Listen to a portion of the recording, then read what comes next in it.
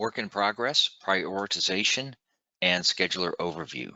So from your home ribbon, when you click on work orders, you're going to see a split screen view here. So across the top, you're going to see different features on your main ribbon at the top, and you're going to see down on the left panel. So basically all we're doing here is we're just giving you a layout of, any stored estimates you might have, no shows, any work that is scheduled in for today. So you notice this is scheduled for today. Any unassigned work. Unassigned work just simply means I have written a work order, but I have not assigned it to a technician yet. Once it gets assigned to a technician, it will go in progress. And as you're finished, you can move them to completed work. We have an on hold area for vehicles that are just going to hang around. You need to put them out of the way. Future work would be any future appointments. Counter sales, this is a work order without a vehicle attached. Credit slips, invoices, and credit invoices. You'll notice to the left of these, you're going to see these little diamonds here, I call them. You click and see you can close them or open them, whatever the case may be. So if I want to go see credit slips, there you go. You can do that. Now, anything you click on the left side will give you an overview on the right side. So it gives you more of a breakdown of the details of what's going on with that work order or appointment, whatever the case may be. To see any future appointments coming in here, you can just simply click on the left and see if there's anything in here under the future work. So if I go to future work in the next 30 days, see I have an appointment coming in on the 13th. Now what the system will do is on any scheduled future work on the day of the appointment, it will automatically pull them up here to today's work as scheduled work. It'll be an appointment or a scheduled work order. No-shows are just simply appointments that did not show up at the scheduled time or day. Now you can simply move this stuff around just by changing a date. So if I come down here to this future work, left click, right click, and I want to edit. So if I go to edit, I can open the work order. I can do a quick edit, and quick edit allows you to change an appointment date or time when it's promised out. You can even change the status of it. You can change who the service advisor or technicians, and then categorize or flag it. And then when you change it, you just hit OK, and it'll make the change. Across the top of your screen, what you're going to see is here's where I start a work order. You'll notice this is a split tab here. So if I go here, this starts the main steps of writing a work order. When I split it, that is called templates. So here I can start work orders with maybe a job or specific jobs on the work order already. So I don't have to go look them up. You can also write credits here, estimates, and again, that's a split tab. I can make an appointment from here. So if I click it, this is just going to open up my appointment box, and I can go set my date and time, who it's for, what it's for, and then enter the appointment in the system. You can update statuses here at the top. So what is the status? You'll notice the icons on the left screen here. You see that little pin, little blue, green check mark, the black check mark. That's the status of a particular work order. So if I simply click on it and I go over here to status, I can change it and move it from one status to another. Edit, again, is the same thing as me right-clicking. I can edit. That opens the work order. If I go up here, same thing. If I go over here and do a quick edit, that's the same thing up here. See? If I want to open a work order real fast, you can just simply double-click on it. That will open it right up.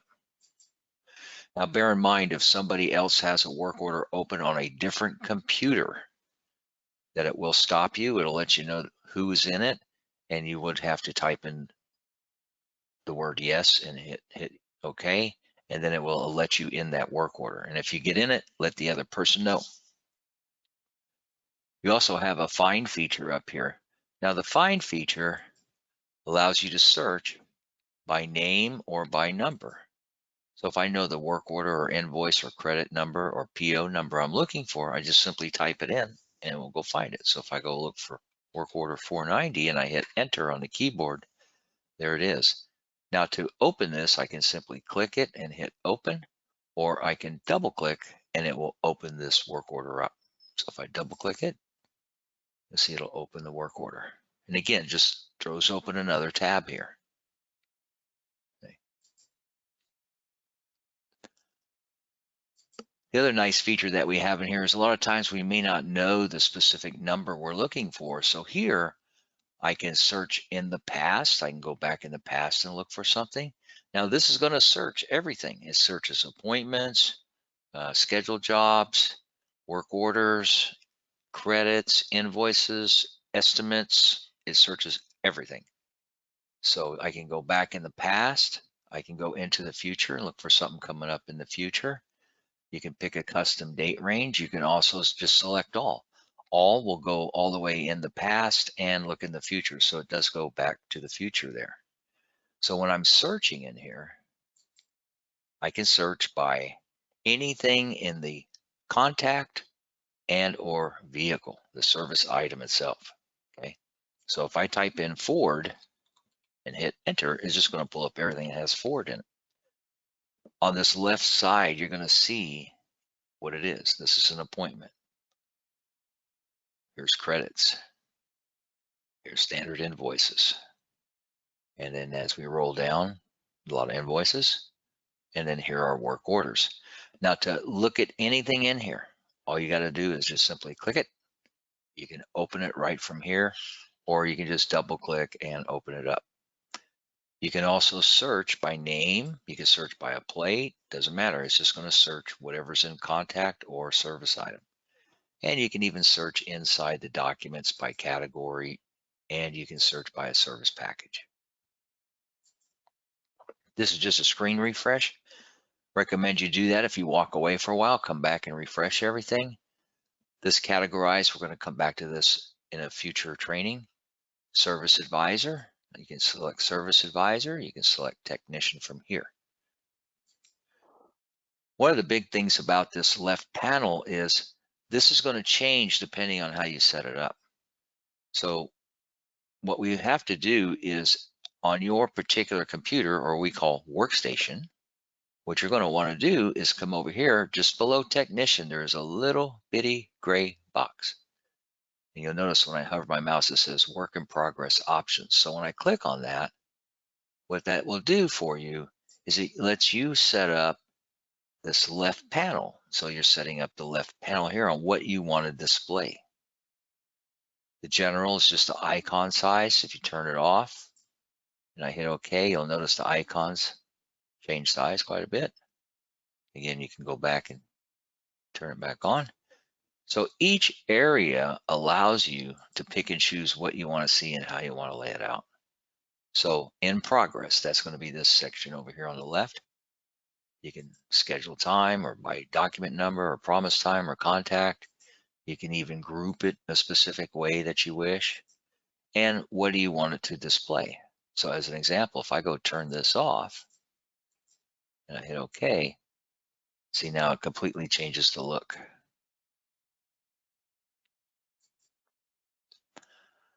So we'll go back and turn them back on. So again, workstation setting per computer. One thing that will happen to you as you start using the system is all of these will not be in black, all these jobs that we have going here. This system sorts everything by appointment time and promise time. So if I click on this and I look on the right here, and I say, when is this promised out by? So yes, promised out by Monday, February 13th. Now, let's say, for example, it was promised out 2 days ago. So we're going to do a quick edit. And let's see, here we're on the 11th. Let's say it was promised by the 9th. Let's see what happens. You'll notice it'll turn red. So what the system does is as you start a work order, it's going to start it in black. It's going to continually watch the promise time. Once it gets to within 1 hour of the promise time, it's going to turn it purple. Once it crosses the promise time, it turns it red. So that's an easy way to spot where you're at on when these are promised out by. The prioritization screen is just a different way to view it. You'll notice here I have a quick search if I'm looking for something, and you're going to have a main ribbon across the top again, very similar to what we had in the work in progress. So again, split screen, I can use a template. Credit slips, estimates, I can make an appointment from here. And you notice how all this is grayed out right now. Now, when I go over here and click on something, you see now it lights up. I can create holdovers. I can hold it over to a different day and a different time. That we'll get into when we get into the more advanced settings. You can update your status here if you want. You can do your edit. There's a find, there's a refresh, your service advisor, categorize, and technician. These columns are rearrangeable. So basically, again, workstation setting. You're going to set how you want it to look. You can also utilize what we call a column chooser here. The column chooser allows you to pick and choose which columns you want to use. If I'm not using time clock or my technicians aren't time clocking, then I can turn the time clock off and I don't even need to see it. You can also take a column, you can click and sort. You can also click and drag. You can change the order of which these columns are in. You notice I'm sorting up and now I can sort down. You'll always have the workflow stage on the left panel, just like we did in the work in progress. If I want to go search for something in particular, if I say, well, I'm looking for the Buick, what's the Buick at? See, I just start typing it in. It's going to look for anything with Buick in it. Very easy to search in here. The available hours, that's just letting you know. Here's the hours left in the day for all my technicians. There's the workload that I have yet to do. And then that gives me a workload.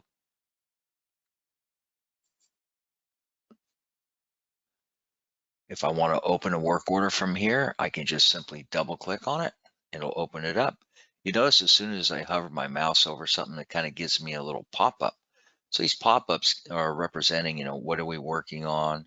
Where are we at with it? Who's working on it? The progression of the jobs. So it's just letting you know. So that green bar there is saying, well, that job is done. Now there will be other tabs associated to prioritization, which is technician and resources. Typically we'll do these in a little bit more advanced setting, so we'll kind of stick with this for now. The third part to this is going to be your scheduler. Okay, you'll notice on my home ribbon I don't see a scheduler, so I have to open either prioritization or work orders to get the scheduler. So on the far right, I have my scheduler. This is just a basic calendar. It's an Outlook calendar. Now you can view this by the month, by the week, or by the day. So when I'm looking at it by the month, what the system is going to do is going to look at each day and say, well, how many appointments or jobs do you have? How many hours, labor hours, are you booking in?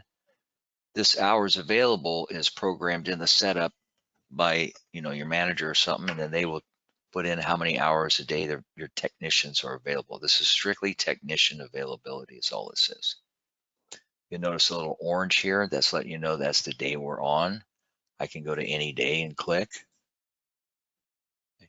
You will also notice on the far left, there's always a calendar here. So you see that little orange highlight there. That's the day that I just clicked on. So it's letting you know what day you're on. You can make an appointment from any one of these views, which we're going to come back to in just a minute. So a week view is going to give you the week. Now here, this particular week, see, we're closed on Sundays. So that is blocked out.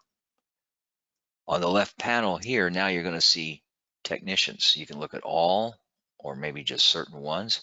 So I may just want to have certain technicians I want to follow because that's technicians that I'm assigned to. Or you can just pull them all up. Down at the bottom left, you're going to see what's called hide invoices.